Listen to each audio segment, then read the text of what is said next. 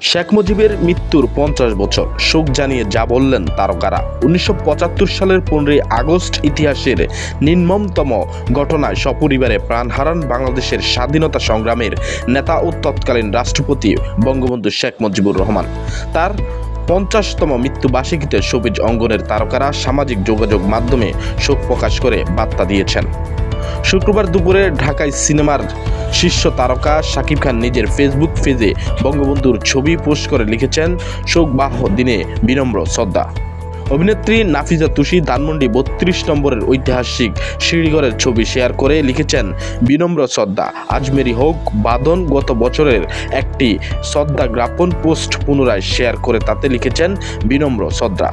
অভিনেতা আরশ খান বঙ্গবন্ধুর ছবি পোস্ট করে লিখেছেন, ৭ কোটি জনতার হে বঙ্গজননী, রেখেছ বাঙালি করে মানুষ করণী। কবিগুরু তোমার কথা আজ মিথ্যা প্রমাণিত হয়েছে, আমার বাঙালি আজ মানুষ হয়েছে। অভিনেতা ইরফান সাজ্জাদ পোস্ট লিখেছেন, আমি কোনো দল করি না, ৭১-এর শেখ মুজিবুর রহমান কখনোই মিথ্যা না, শ্রদ্ধা।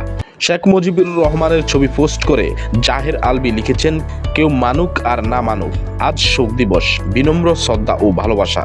নির্মাতা ও অভিনেতা শরাফ আহমেদ জীবন শেখ মুজিবুর একটি ছবি পোস্ট করে লিখেছেন, কোনো জেল জুলুম আমাকে কোনোদিন টলাতে পারেনি, কিন্তু মানুষের ভালোবাসা আমাকে বিব্রত করে তুলেছে, বিনম্র শ্রদ্ধা ভালোবাসা।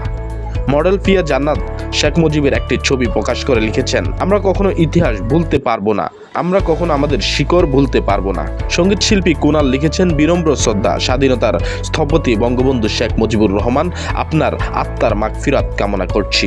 ব্যান্ড অ্যাটসেলের লিড কোকালিস্ট লিঙ্কন ডি কস্টা বঙ্গবন্ধুর প্রশংসা করে দীর্ঘ পোস্টে লিখেছেন, হরেক রঙের সব্যসাচীর ভিড়ে সবচেয়ে সময়ের থেকে এগিয়ে যাওয়া আর একলা হয়ে পড়া এক মহান ব্যক্তি তুমি বঙ্গবন্ধু এক এবং অদ্বিতীয়। মেহেরা শরীফ, চ্যানেল ফার্স্ট।